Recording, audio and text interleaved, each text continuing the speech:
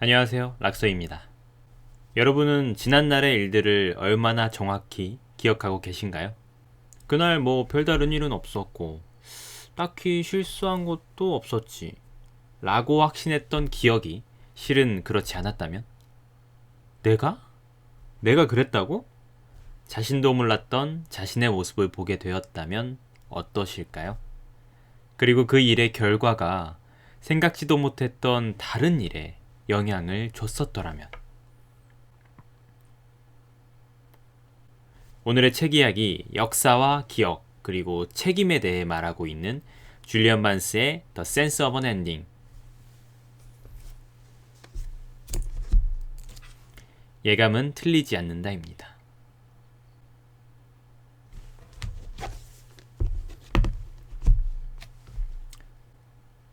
책의 줄거리를 간략하게 소개해드려 볼까요? 책은 크게 두 부분으로 나뉘어져 있습니다. 먼저 주인공 토니 앱스터의 어린 시절. 토니에게는 친구 3명이 있죠. 그중 주요하게 등장하는 전학생 에이드리언 핀. 에이드리언은 아주 진중한 모습에 확연히 또래들과는 다른 명석함을 보여줍니다. 토니는 은연중에 그를 선망하기도 하죠. 그러던 토니에게 어느 날 여자친구 베로니카가 생깁니다. 처음에 둘은 잘 맞는 듯 보이기도 해요. 토니는 베로니카의 집으로 놀러 가기도 하고요. 그러나 베로니카의 교제는 의문스러운 일과 추억의 조각들만을 남기고 쓰라린 상처로 토니에게 돌아옵니다. 그러던 토니에게 어느 날 에이드리언의 편지가 도착하죠. 토니는 놀랍니다. 거기엔 에이드리언이 베로니카와 교제하고 있다는 고백이 쓰여 있었으니까요. 그러나 지난 일은 지난 일. 토니는 쿨한 척을 있는 대로 다 하며 둘의 행복을 빌겠노라고 답장합니다. 그리고 얼마 후 갑자기 에이드리언이 자살하죠. 그리고 40여 년이 지난 후반부, 그 모든 일을 까맣게 잊고 살았던 토니에게 딱 한 번 배웠던 베로니카의 어머니 사라포드의 유언장이 도착합니다. 그녀가 토니에게 남긴 것은 500파운드의 돈과 짧은 편지, 그리고 에이드리언의 일기장이었죠. 아니 도대체 왜? 도대체 무슨 이유로 베로니카도 아닌 베로니카의 어머니가 토니에게 이것을 남긴 걸까요? 에이드리언의 일기장을 되찾는 과정에서 토니는 베로니카와 다시 마주하게 되고 그는 자신의 과거, 지워지고 왜곡된 과거를 목도하게 됩니다. 이 작품의 매력, 추천하는 이유라면 가장 먼저 뛰어난 가독성을 꼽을 수 있습니다.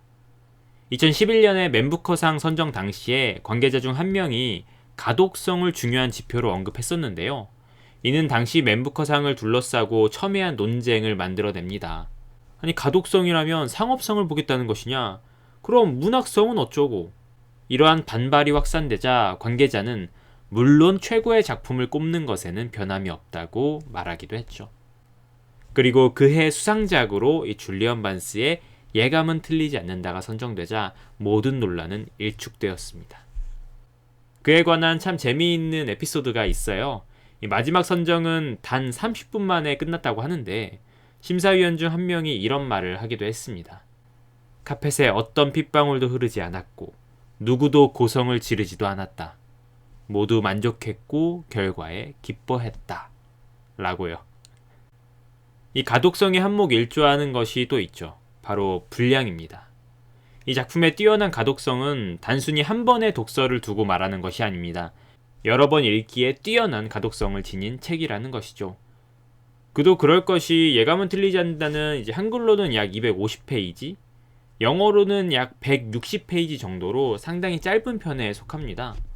실제로 후보작들 중에서도 당시에 가장 짧았다고도 하고요. 이 짧은 분량에 대해서 줄리언 반스도 이런 말을 하기도 했습니다. 독자들은 나에게 이 책을 2번, 3번 읽는다고 한다. 그러니 이 책은 160페이지가 아니라 300페이지짜리 책이 아니겠는가. 어떤가요? 일리 있는 말인가요? 기본적으로 약간 추리물 같은 지난 과거를 찾아가며 비밀을 파헤치는 느낌이 있어서 더더욱 소설이 잘 읽히기도 합니다. 그러면서도 충분히 중요하고 무거운 주제를 담고 있다는 점이 이 작품의 정말 큰 매력이라고 할 수 있죠. 이 책을 읽으실 때에는 크게 두 가지에 주목하여 읽으시면 좋습니다.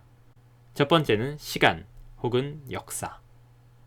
이 작품은 시간 및 역사에 대해 아주 많은 이야기를 합니다. 과연 역사란 무엇인가?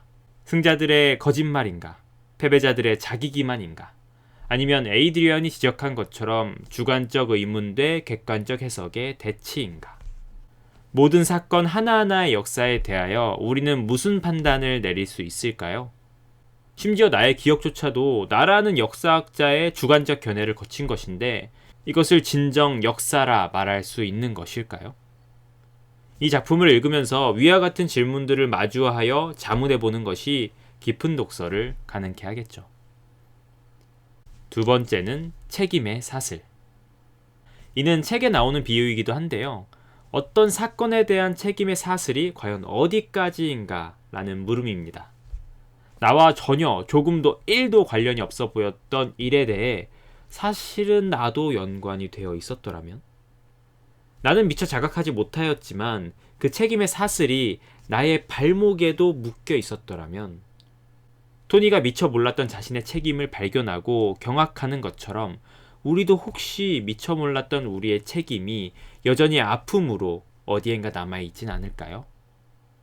그리고 앞으로 나의 행동은 또 어떤 책임을 불러일으킬 것인가 생각해보면 역시 기억에 남는 독서가 되리라 생각합니다.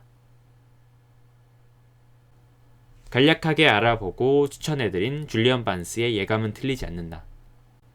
어떠셨나요? 좀 흥미가 생기시나요? 추가로 추천하고 싶은 반스의 작품은 반스가 아내를 여의고 쓴 에세이 사랑은 그렇게 끝나지 않는다 Levels of Life와 작곡가 쇼스타코비치의 생애를 담은 최근 소설이죠. 시대의 소음 The Noise of Time이 있네요. 영국 문단에서 아주 높은 평가를 받고 있는 반스. 앞으로 그가 낼 책이 또 궁금해지는군요. 다들 추운 겨울 감기 조심하시고요. 지금까지 락서였습니다. 그럼 다음 영상으로 찾아오겠습니다. 안녕.